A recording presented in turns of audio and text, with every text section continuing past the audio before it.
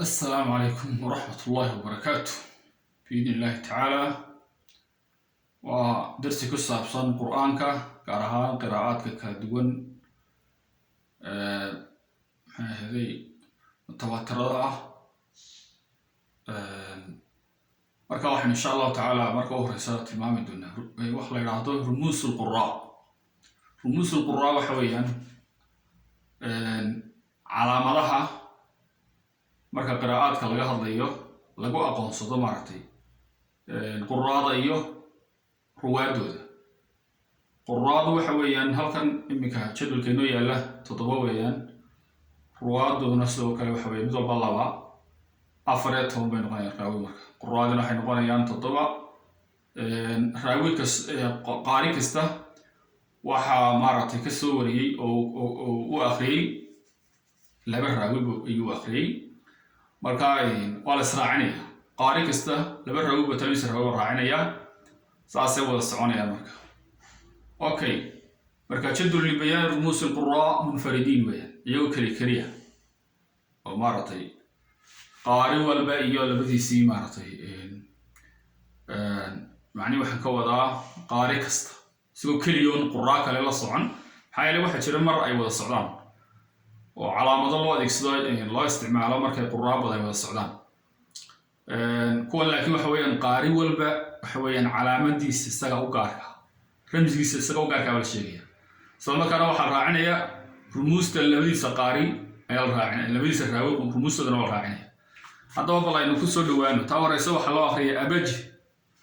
abaj waa imsa xaraf waa 3 xarafka u horeeya wuxuu taagan yahay qaariga labada xaraf ka dambeeyna wuxuu taagan ruwaadiisa ayuu taagan marka aliftu waxay u taagan tahay naafic waa xagga marka tirada la tirinayo tirada 7 waxa weeyaan waa ka koowaad weeyaan naafic waa ka koowaad weeyaan isaga marka u horeeya marka waxa weeyaan naafic alif oo calaamada muxuu haayay labadiisa raawina waa min baab oo calaamada waa qaalun kala jiim oo calaamada warash baa magacyadooda mar dambe aynu ka hadli doonaa insha Allah laakiin kuwana waa magacyada caanka ku yihiin ee loo isticmaalo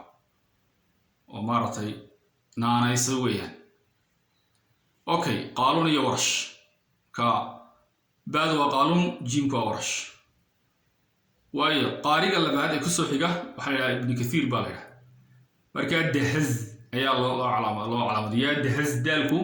sideen hore soo sheegnay waa marka sadaalka ama xarafka aan dhahday xarafka u horeeya 3 xaraf wuxuu taagan yahay qaariga labada xaraf ee ka dambeeyana labadiisa raawi buu taagay ibn kathiir daal baa calaamada oo ramsiya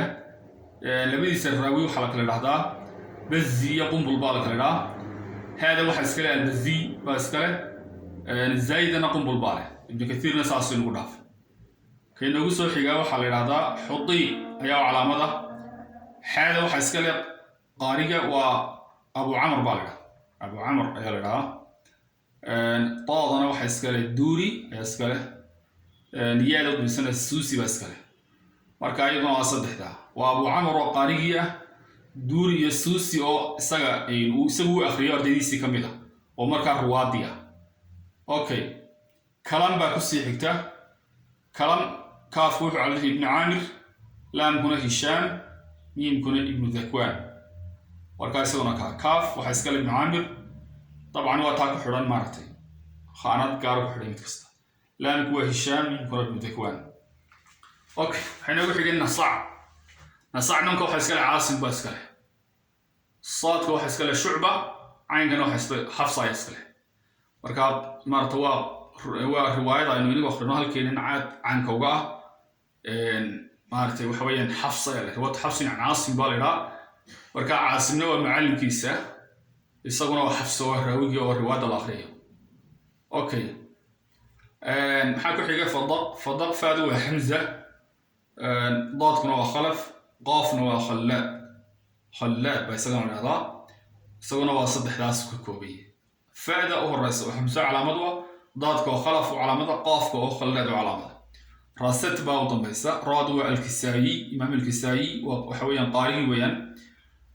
سينكو أبو الحارث وراوي لبيس الراوي كميدا تادنا وحويان دوري بعلى بطه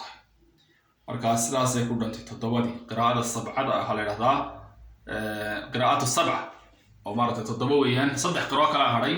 laakiin saddexda ayagu jadwal kale leeyihiin jadwal kala gaar ah leeyihiin oo halkan haddii lagu soo daro waa isku yar khalkhalayaan markaa laguma soo daraya si gaara ayaa iyaga meel gaara loogu tilmaamayaa insha allahu tacaala waan bixin doonaa walsi maaragtay aqoon guud ugu yaraan qofku ka haysan karo maaragtay qiraa'aadka kala duwan ee quraanka insha allahu tacaala. Assalaamu calaykum waraxmatullaahi wabarakaatuh.